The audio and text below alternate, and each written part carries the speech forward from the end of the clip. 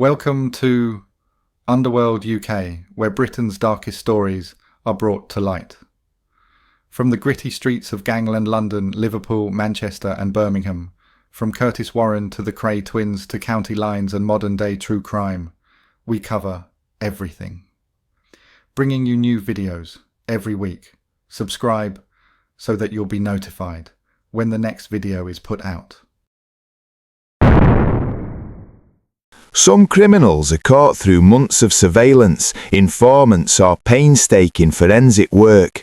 Others hand the evidence to police on a silver platter.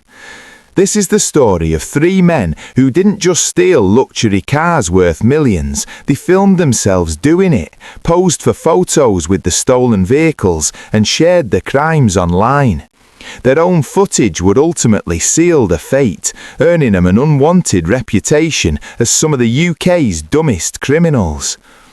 Over an 8-month period between August 2024 and April 2025, a trio carried out a relentless spree of car key burglaries across Birmingham and surrounding areas.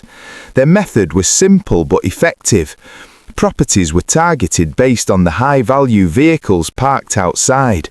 Once inside, the thieves snapped door locks, stole car keys and drove away in luxury cars that had already been selected in advance. The men behind the spree were Callum James, Jack Bardini and Desh Luton Howe. Together, they were responsible for dozens of burglaries and the theft of vehicles valued at nearly £2 million. But what set this case apart wasn't just the scale of the crimes, it was how recklessly they documented every step of it. Footage later released by West Midlands police showed the group breaking into homes, swapping number plates on stolen cars and driving erratically through the streets. In one clip, they can be seen performing donuts in a stolen BMW. In others, they pose proudly beside the vehicles they had just taken, as if celebrating the success. To avoid detection, the gang fitted stolen cars with fraudulent number plates. That role fell largely to Desh Luton Howe, who manufactured and supplied fake plates used throughout the spree. But any attempt at professionalism was undone by their need to record everything. The videos and images they created became a digital trail investigators would later piece together frame by frame. One detail proved especially damaging. Callum James repeatedly wore the same distinctive jackets during burglaries and again in videos filmed shortly after the thefts. When he was arrested, officers found one of those jackets in his possession, directly linking him to multiple offences. What the gang saw as anonymity turned out to be anything but. The investigation was long and methodical. Detectives spent months analysing CCTV, social media posts and the criminals' own recordings. Each clip helped establish timelines, confirm identities and match stolen vehicles to specific burglaries.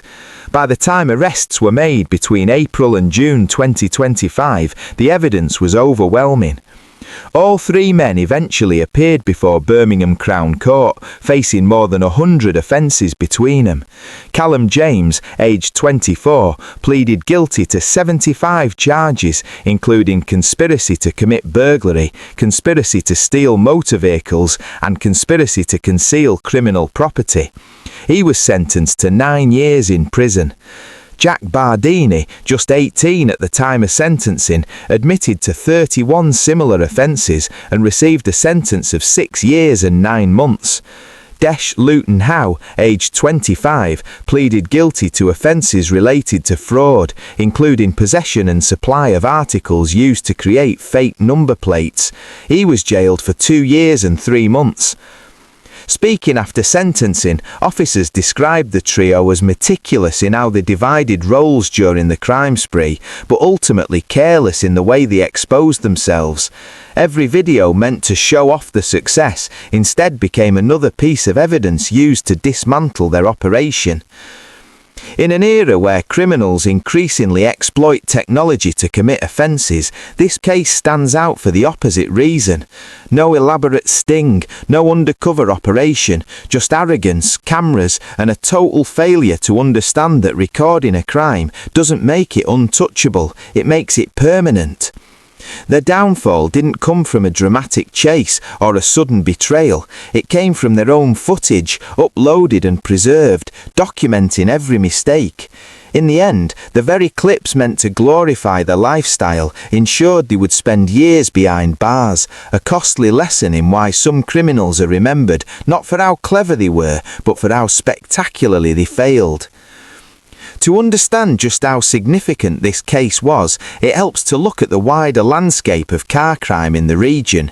The West Midlands has long been one of the UK's most targeted areas for vehicle theft, and not on accident. A recent analysis found that in 2024, over 5,400 cars were stolen across the West Midlands region, more than anywhere else in the country, and far ahead of second place Greater Manchester. That means drivers here were dramatically more likely to be victimised than almost anywhere else in Britain. A separate set of police figures shows that the region experienced a 35% rise in vehicle thefts between 2021 and 2023, with nearly 16,000 cars reported stolen in a single year before specialist operations began pushing back against the trend.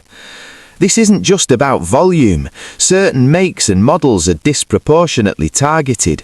Data from the Police and Crime Commissioner's Office reveals that Ford cars, particularly popular models like the Fiesta and Focus, topped the statistics, with thousands stolen in the last reported year. Other high-value brands like BMW, Toyota, Jaguar and Land Rover also saw sharp increases in thefts, showing that organised groups and opportunistic thieves alike are targeting both everyday and premium vehicles. Despite these high numbers of thefts, the odds of a reported stolen car resulting in a charge have historically been low.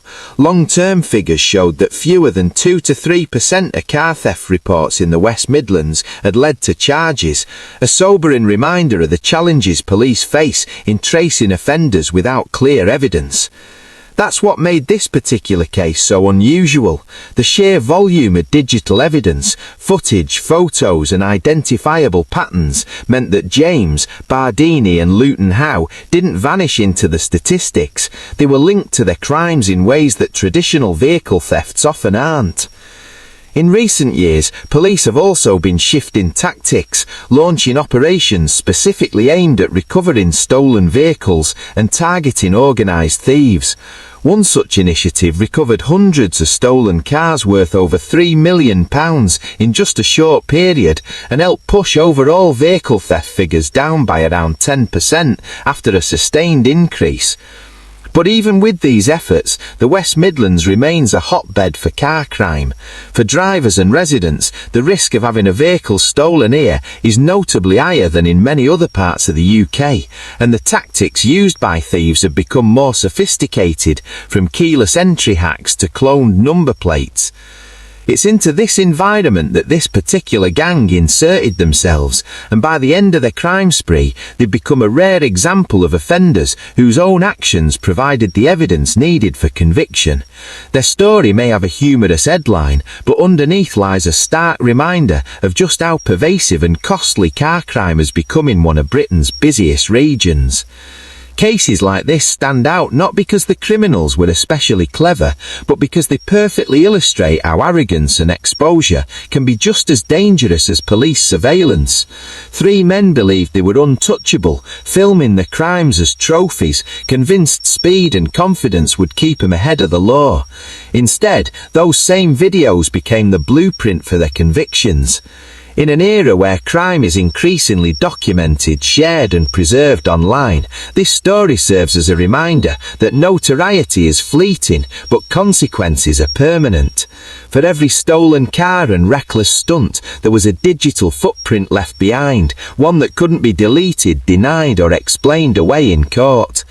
If you've enjoyed this deep dive into one of the UK's most self-inflicted criminal downfalls, make sure to like the video, subscribe to the channel and turn notifications on so you don't miss future uploads. And if you've got thoughts on this case or suggestions for stories you want covered next, leave a comment below. This is Underworld UK. More stories coming soon.